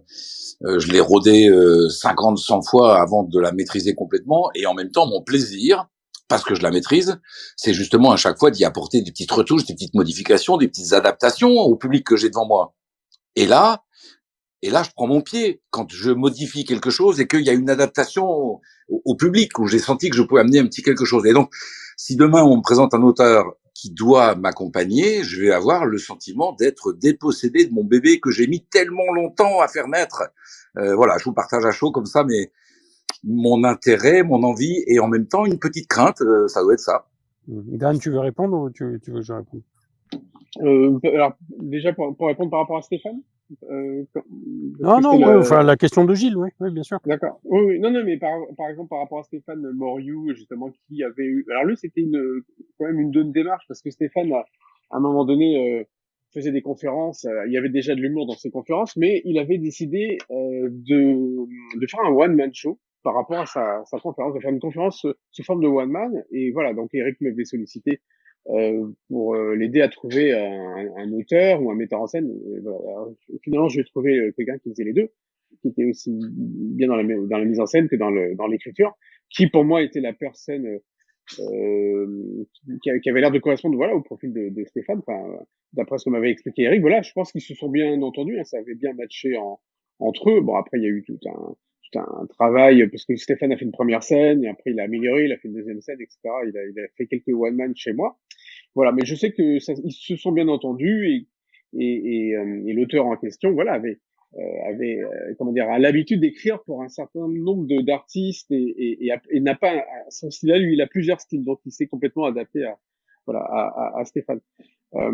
Après, pour le reste, je suis d'accord avec ce que disait Wassim tout à l'heure. En effet, c'est que la première chose, c'est que ce qui est important, c'est que les humoristes, parce que les humoristes n'ont pas forcément l'habitude de voir des conférences. Ils connaissent peut-être les TEDx, mais ils n'ont pas forcément eu l'habitude de voir des conférenciers sur plusieurs thématiques. Et donc, ce qui serait intéressant en effet, c'est qu'ils puissent voir vos conférences ou quelques extraits des conférences pour tout de suite percevoir votre personnalité. À partir de là, voir si ça peut matcher ou pas, si ça les intéresse de travailler avec vous. Voilà, c'est exactement ça, Gilles. C'est que après, en effet, vous, c'est une conférence, vous avez mis du temps à mettre en place, et que voilà, c'est ce que tu disais à la fin là, c'est que vous avez mis, comment dire, enfin, c'est votre bébé, quoi, c'est votre conférence. Mais après, est-ce que vous êtes prêt à la modifier un petit peu, à rajouter quelques peut-être pas grand chose, mais quelques petits, des punchlines, quelques petites phrases d'humour, ou peut-être en amorce. Enfin voilà, il y a peut-être d'autres choses à faire également. Voilà, mais je pense que tout est possible. Hein, pour compléter ce que dit Dan, et c'est ce que dit Michael aussi. Une fois qu'il a écrit sa conférence, il va chercher les punchlines qu'il va écrire lui-même. D'ailleurs, il m'a fait une petite vidéo que je diffuserai un de ces quatre, où il explique ça comme un truc et astuce, quoi. Il faut pas être indépendant, c'est pas un mariage. Travailler avec un auteur pour rajouter de l'humour dans une conférence, c'est pas un mariage. C'est un travail ponctuel qui est, à mon avis, un travail d'accélération, et qui peut être nécessaire pour celui qui a envie de rajouter cette émotion dans sa conférence. Et en effet, nous, ce qu'on avait fait, et on l'a fait avec Stéphane, mais on l'a fait avec d'autres, c'est on envoie la conférence filmée et on envoie le texte sous Word. Et puis et tout ça après avoir eu une rencontre. C'est-à-dire, au départ, on a commencé par prendre des coups, par passer une soirée ensemble à discuter. Et puis si ça s'est bien passé, on va plus loin.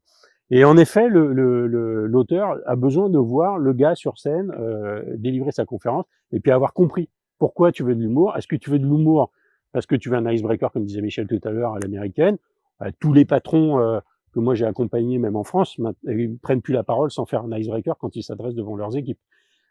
Par contre, il y en a aucun qui fait une conclusion drôle. Et ça, donc, ça finit toujours par, on se retrouve à la buvette. Ça marche pas, quoi.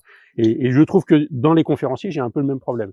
C'est-à-dire, je trouve qu'il y a souvent des belles attaques de conférences, il y a souvent des conclusions qui me font un peu, un peu bâiller, quoi.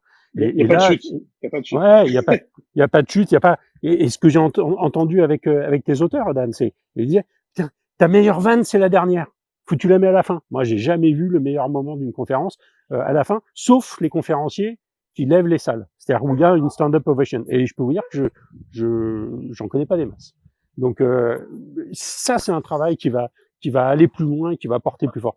En revanche, après, Gilles, quand tu as besoin d'adapter parce que c'est plus le même public et tout ça, là, tu es autonome parce que tu auras compris comment ça marche. Typiquement, l'auteur dont parlait Dan et qui avait travaillé avec Stéphane, il a séduit Stéphane en lui disant, écoute, tu sais quoi, toi, dans ta conférence, il t'écrit, ouais, mais bon, c'est l'été, et puis là, je me rends compte qu'en fait, cette année, j'ai pris du poids. Voilà. Et puis, bon, bah, je me dis que bon, bah, l'année prochaine, j'essaierai de faire un peu de sport avant l'été. Voilà. Ça, tu l'as fait en mode conférencier. Il dit ça marche pas, tu fais rire personne avec ça. Même si tu dis, et puis j'ai pris du poids, et puis non, ça marche pas. En fait, pour que ça marche, il faut que les gens ils aient une image dans la tête. Tu leur balances une image dans la tête. Et il dit, voilà, c'est l'été, je mets ma bouée canard et devinez où se retrouve le bec du canard. Il est coincé, je peux pas le descendre. Voilà. Et donc il nous balance la même aventure. On a pris 10 kilos pendant l'hiver, on a grossi, mais il nous met une bouée canard dans la tête. Et là, ça devient drôle. Et franchement, ce type de technique, ce type de mental que n'ont pas forcément les conférenciers ou enfin n'importe qui d'ailleurs, mais qu'ont les humoristes, ces techniques vraiment d'écriture, bah là, c'est très précieux. Une fois que tu l'as fait une fois, après, tu peux essayer de réitérer ou d'adapter les choses.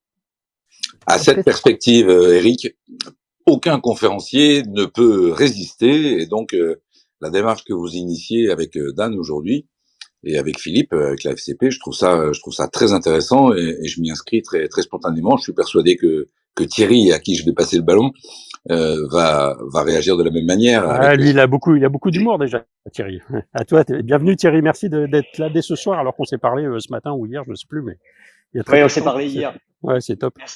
Merci beaucoup, Eric. Écoutez, bonjour. C'est la première fois que je viens sur Clubhouse, donc je découvre. Donc j'étais un peu comme ça à l'écoute.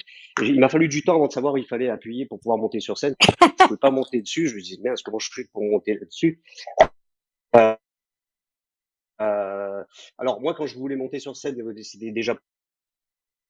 Et sur le deuxième, je témoigner parce que moi, je viens de 30 ans de scène comme artiste, et depuis 1 an et demi maintenant, je suis conférencier, donc c'est assez nouveau pour moi. Et malgré mes 30 années de scène, j'ai quand même voulu faire une école de conférencier, puisque j'ai fait l'école de Michel, parce que j'avais l'impression que c'était 2 mondes complètement à part en fait.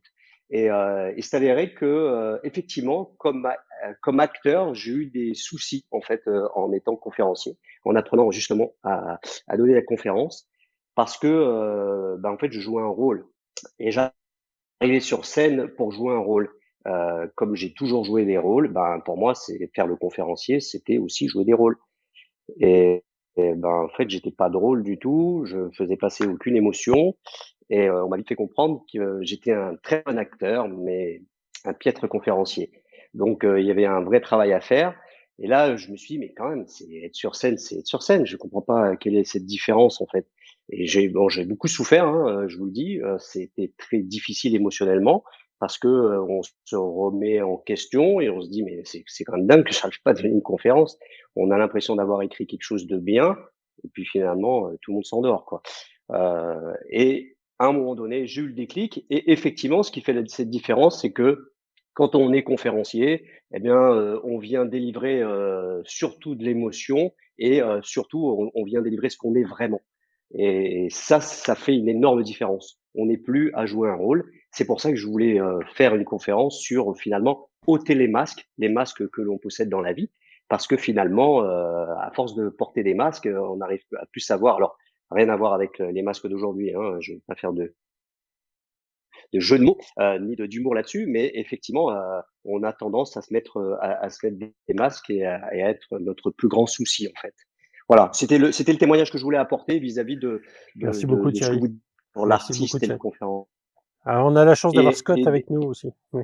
Ah, vas-y, t'avais pas d'accord fini, et le excuse-moi, dernier je voulais pas te couper. ouais, non, juste fini pour dire que, par rapport à ça, c'est que, effectivement, le conférencier avec, celui qui fait du stand-up, je trouve que c'est une excellente idée. Voilà, moi, si j'avais quelqu'un qui m'écrivait quelques vannes en plus de ce que j'écris, moi, je serais franchement, ouais, je serais content. Voilà, Bon, génial. c'était mon apport de Merci beaucoup. Si je peux rajouter un truc, Eric, s'il te plaît, c'est Bah, je Wassim. t'en prie, je t'en prie, je t'en prie. Je voulais juste répondre un peu à Gilles aussi. C'est juste que, en fait, Gilles, ton co-auteur ou la personne qui va travailler avec toi n'est pas là pour t'enlever quoi que ce soit ou te dénaturer ton texte ou quoi que ce soit. Il est juste là pour te mettre un plus. Et enfin, moi, je le vois comme ça. Parce que si, par exemple, je travaille avec Scott et Scott me trouve des idées que ça me plaît pas, je vais dire, bah non, en fait, ça me plaît pas et il faut travailler l'angle. Mais c'est vraiment le travail en fait en soi, parce que tout à l'heure tu posais la question, c'était comment on travaille, etc. Et ben en fait, si on est plusieurs ou même si on est que deux, c'est juste de la discussion et une sorte de brainstorming. C'est-à-dire toi, tu vas me dire ouais, j'aimerais faire une conférence, je te dis n'importe quoi sur les voitures. Et ben je vais essayer de t'apporter moi ma vision, voir la tienne, ta vision à toi, et on va essayer de chercher un autre angle pour amener du peps et que ta conférence prennent une autre ampleur et que les gens soient intéressés du début jusqu'à la fin. Parce que au final, le but d'une conférence, c'est vraiment ça, c'est de pas perdre l'audience du début jusqu'à la fin. Donc voilà ce que je voulais ajouter.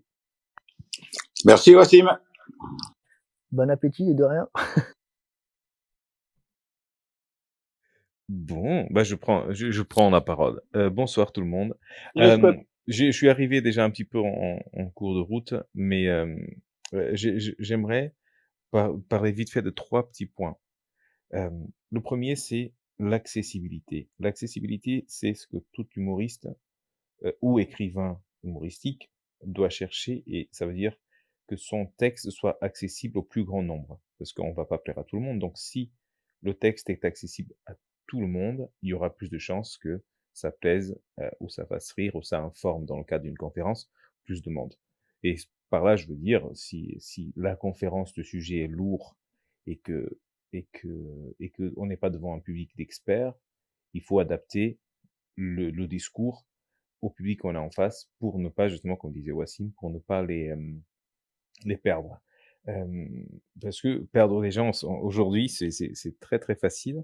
Et soit on est brillant, on est super brillant et on a une star et les gens viennent nous voir comme ça, euh, soit c'est un peu plus compliqué, il faut se battre pour leur attention.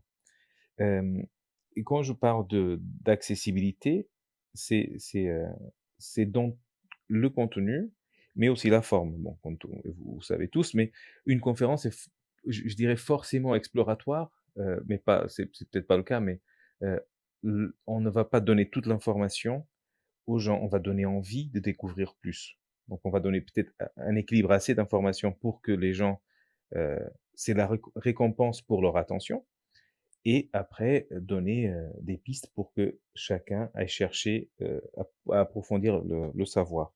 Donc ça, c'est une première chose. Deuxièmement, pour revenir sur ce que disait Gilles, de éventuellement changer un petit peu la conférence selon l'endroit ou le moment où tu te trouves. Euh, Moi, je pense et je suggère à tout le monde, c'est d'essayer de passer un moment avec ces gens et non pas, comme disait Thierry, venir débiter un texte. Parce que si on vient débiter un texte, on n'est pas là, on est en dialogue interne, on est en train de se dire, bon, oublie pas de faire la vanne là, oublie pas de faire le geste là. Et du coup, on n'est pas présent. On ne peut pas faire attention à deux choses en même temps. Soit on est en train de débiter un texte, soit on est en train de passer un moment avec les gens en face de nous. Et ça se travaille. Et ça peut donner une illusion de brillance intellectuelle, ce qui est le travail du stand-up, c'est de faire croire au public que le spectacle est en train de s'écrire devant leurs yeux. Et troisième point, et le plus intéressant et le plus cool, c'est que le public d'une conférence, c'est le meilleur public. Parce qu'il y a quatre types de public. Donc, il y a le public qui paye pour de l'humour et s'attend à rire. Donc, typiquement, les gens qui vont au théâtre ou dans un club de stand-up et qui sont là les bras croisés, bon, fais-moi rire, haha. On a les gens qui ne s'attendent pas à de l'humour et qui n'en veulent pas. Donc, si on va faire des blagues à un enterrement, c'est peut-être pas bien reçu.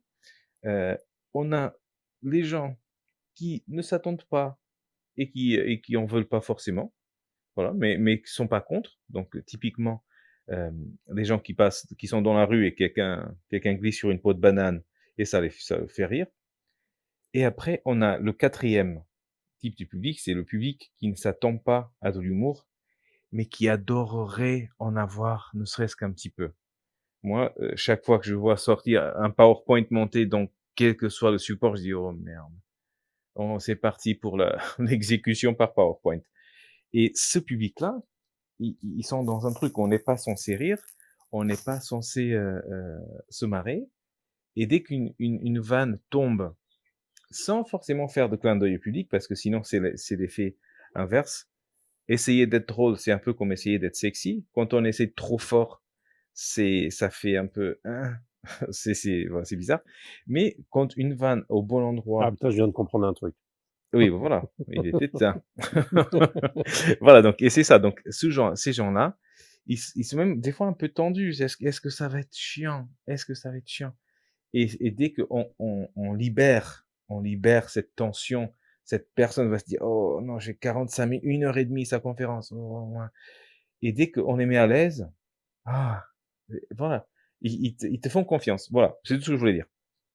Ouais, merci beaucoup pour cet apport, Scott. Donc, ce qu'on disait avec Dan avant que tu arrives, c'est que c'est un peu ce qu'on avait évoqué ensemble, tous les 3 là dans votre room sur l'écriture, c'est de dire on va se faire une room, où on va essayer de faire venir, plus de conférenciers intéressés par l'humour et la capacité à rajouter de l'humour dans les conférences. Que ce soit des clins d'œil, des virgules, des des icebreakers d'entrée, des energizers au milieu, des conclusions qui font marrer, et puis des auteurs de votre côté, des stand-uppers et tout ça, enfin pour échanger. Et puis après, ce que Philippe proposait, c'était carrément de faire une journée, à l'Association française des conférenciers professionnels. Donc là, c'est une journée qui aura lieu, plutôt en présentiel où, il peut y avoir ce sujet-là, c'est de dire, bah, tiens, on se fait, un atelier avec, peut-être, plusieurs Exactement. auteurs sur, travaillons, la façon de, mettre de l'humour dans une conférence et puis pourquoi et puis la connaissance des publics, ce que tu dis là, tout ça sont des apports très précieux pour cette profession. Est-ce Oui, qu'il y a On pourrait faire un d'autres exactement. speed dating. On ouais, pourrait faire une pardon? sorte de journée de speed dating. Enfin, c'est pas ça, Ouais, c'est speed ça dating quoi, entre et on fait auteurs ça, et ouais conférenciers. et on fait ça chez toi, on fait ça à ton théâtre Ah oui, c'est comme une ça très on boit bonne du idée ça. champagne en même temps. Yes, Excellent. excellent. Est-ce qu'il y a d'autres personnes qui veulent monter sur scène? Emmanuel, un très bon conférencier, Emmanuel, que je vois dans la salle. Philippe, Sabine, tout ça. Vous voulez pas monter pour discuter un peu avec Dan, Scott, Wassim, qui nous ont fait la gentillesse de venir dans notre corporation?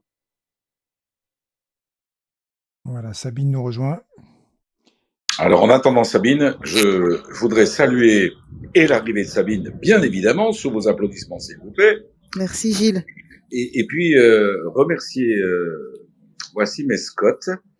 Scott a une capacité, un rythme de parole très rassurant qui nous rappelle quelques fondamentaux auxquels peut-être on n'est pas assez attentif, nous qui sommes convaincus que notre contenu est le bon, au bon moment. Et l'humour que nous avons, parce qu'on en a un poil quand même, hein, mérite certainement d'être recadré, amplifié, mis en feu d'artifice et ça donne envie. Donc merci Dan, Eric, Philippe, c'est une bonne idée, c'est une bonne perspective ça. OK. Bah, écoute, Sabine, à toi. voilà, Sabine, à toi, voilà. Et je rappelle, Sabine, avant que tu prennes la parole, je rappelle qu'on va fermer absolument à 20h parce que j'ai un rendez-vous d'ailleurs avec Sabine pour, un autre sujet et je veux pas qu'on tarde trop. Donc, Sabine, la Ouais. parole est à toi. Et Sabine, tout à l'heure, on a éteint ton micro parce qu'il y avait beaucoup de bruit autour de toi, donc faut que tu rouvres ton micro si tu nous parles. Ok, excusez-moi, j'ai la grande chance de prendre quelques jours de vacances au Portugal et j'ai beaucoup de vent, donc je suis désolée d'avoir laissé mon micro. Merci d'avoir éteint pour moi. Non, je voulais dire, je vous ai écouté attentivement. Moi, je suis une fervente défendresse de la co-créativité et je pense qu'on est dans un phénomène très très européen qui est de vouloir tout faire tout seul dans son coin. Je pense, Philippe, tu me contrediras si je me trompe, qu'aux États-Unis, ils n'ont aucun problème à faire écrire leurs conférences, parfois dans la totalité par des nègres, hein, par quelqu'un qui va l'écrire pour eux. Et pour ceux qui me connaissent, moi j'ai écrit un livre, j'ai commercialisé énormément de conférences dites commerciales. Donc on est dans un exercice complètement différent où les gens prennent la parole, principalement des commerciaux, pour vendre un produit. Et la première chose que je leur dis, c'est arrêtez de construire votre conférence tout seul dans votre coin. Mettez-vous en équipe, mettez-vous avec vos collègues, répétez, faites-vous entendre et essayez de co-construire. Donc moi je dis oui, ok, pourquoi écrire tout seul dans son coin si on peut. C'est comme le marketing, à force de s'occuper du marketing des autres, on est très mauvais avec le sien. Et donc, je pense qu'à certains moments, il faut un regard extérieur. Et si en plus ce regard peut être avec de l'humour, bah moi, je signe à deux mains. Merci beaucoup. Alors, il y a JP qui est monté aussi à côté de toi sur scène. On se connaît pas, JP. Bienvenue. Oui, bonjour, merci beaucoup. Non, je voulais vous remercier parce que c'est vrai que le métier de conférencier ou même l'animation tout court ou monter sur scène, c'est quelque chose qui m'anime très fort. Et tous les conseils que vous donnez humblement de votre côté, c'est toujours bon à prendre et c'est toujours pertinent. Donc merci à vous de faire ça. C'est super sympa de votre part. Merci beaucoup. Avec plaisir, tu nous enverras ton RIB parce que c'est vraiment sympa. Là. Ça marche. Donc, on est à 5 minutes de la clôture. Alors peut-être que Dan, on va te laisser le mot de la fin puisque tu nous as fait cet honneur et cette amitié de venir nous voir. Je vais juste dire, moi, avant de vous quitter, que la semaine prochaine, il n'y aura pas de room, exceptionnellement, parce qu'on va tous rejoindre Sabine au Portugal, et qu'on se retrouvera donc juste après, et puis que ça reprendra au rythme de probablement 18h30, sauf si on décide de retarder un peu, de reculer un peu, je sais pas, on fera peut-être un petit sondage entre nous. Et puis que pour les conférenciers qui sont encore là, on va lancer une nouvelle sorte de room aussi dans ce club pour parler de vos livres. Donc, comme vous êtes nombreux à être auteurs conférenciers, eh bien, on fera des rooms spéciales où on aura un conférencier qui nous parlera de son livre et qui sera interviewé par probablement un maître de cérémonie ou alors 2 livres dans la soirée. Enfin, on verra comment ça s'organise, mais on se fera plaisir aussi autour de ces ouvrages qui sont souvent avec un grand apport et théorique et technique et pratique et tout ce qu'on veut. Voilà, mon cher Philippe, je te souhaite toi aussi un très bon séjour aux États-Unis. Tous mes vœux de bonheur et puis on se retrouve dans un peu plus d'une semaine. C'est ça. Et puis On se retrouve, on se vas-y. retrouve pour la prochaine room enregistrée. En tout cas, là, ce sera le 11 mai. Hein, donc, le mardi 11 mai au soir parfait. avec un médecin spécialiste en neurosciences, médecin conférencier, qui va nous parler de comment gérer aussi ses habitudes et ses addictions. Donc, ça va être un sujet intéressant. Super. Dan, un petit mot de la fin avant qu'on aille prendre l'apéro. C'est l'heure. Ah oui, c'est l'heure de l'apéro, dis donc. Merci à tous. Non, voilà, donc vous avez confirmé vous tous sur le stage que c'était donc une bonne idée. Donc on va tout faire pour vous mettre en relation, vous les humoristes auteurs et vous les conférenciers. On va organiser avec Eric une room. Prochainement, Eric, je vais revenir vers toi. On va s'appeler puis on va essayer d'organiser ça. Moi, de mon côté, j'essaierai de faire venir un maximum d'humoristes qui sont actuellement présents sur Clubhouse. Et puis toi, les conférenciers, tu en as pas mal. Génial. Super. Et puis mes amitiés à Sophie que je vois dans l'assistance. Je n'y manquerai pas. Passez un très bon week-end tous. Au revoir. À très bientôt. Merci à tous.